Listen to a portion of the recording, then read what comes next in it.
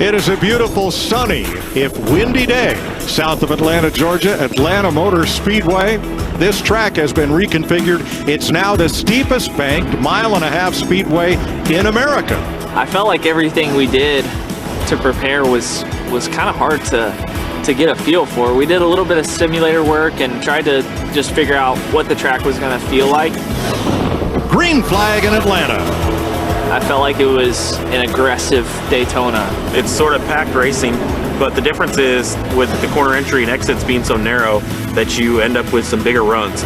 Byron fights back now, hard to the bottom of the racetrack, and he'll slide up in front of Chastain. The end of stage one got crazy with the restart, some wrecks there, so just had to stay on top of it. But I felt like if we kept our car together all day, I just had a good feeling about what we could do. William Byron picks up his 10th career stage win.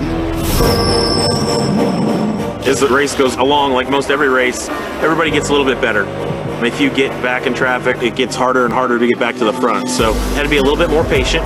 William Byron going it alone on the bottom side. That's not going to work. He's starting to back up spots. Made a move there without any help and fell back. But it was worth trying that because I felt like you learn from those things as the race goes, and you get a little bit better at kind of making sure you don't make those mistakes. This will end stage 2. It's a really long race, and you can't, overexert yourself too early in the race because it's so long and there's so many back and forth challenges. So I felt like we constantly kept ourselves in the game, but then stage 3, I knew I had to up my aggression level. William Byron has been out front in one stretch as long as anybody has today. I felt like we were in a good position. It just really was going to come down to 3 of us. I thought it was me, Bubba Wallace, and Ryan. Those two are good friends, so they're going to try to help each other. So just trying to manage our gaps, not get too far ahead, not let them get hooked together. Oh, he turns the 10. Caution. Your choice at the line. It's 23, 12, 43. Copy. We have analytics that tell us which lane retains the position the best, and they were pretty even. And then you don't know who's going to line up behind you. So, you're just you're doing the best you can, trying to figure out how to work together the best you can so you can both succeed. I'm not sure I picked the right lane all the time, but I was pretty committed to the bottom. It made sense to me why I was doing it, and for the most part it worked out, besides the last restart. I think the 12 is going to push this 23, Bubba Wallace, to the lead. Boom, there it is. We were able to still be in a good position to take the lead back, which I thought was the key. Even if I lost the lead from the front row, I would have a chance under green to take it back.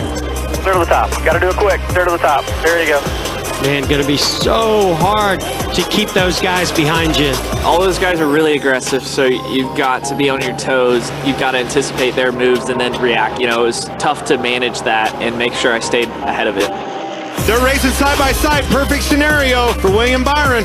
Cover the top, cover the bottom, cover the bottom, cover the bottom. Byron top to bottom, hugs that white line, drifts up and comes to the line. He wins it. Hell yeah, boys! Awesome! Awesome freaking driving. Love you guys. Woo! It's always a high point to win at a repave or an inaugural race. To overcome those obstacles and be the first to win is super, super exciting and gratifying. It's certainly a feather in your cap, I guess, to have that first win on the repave. It's cool, change something up and come out on top and get our first win of the year.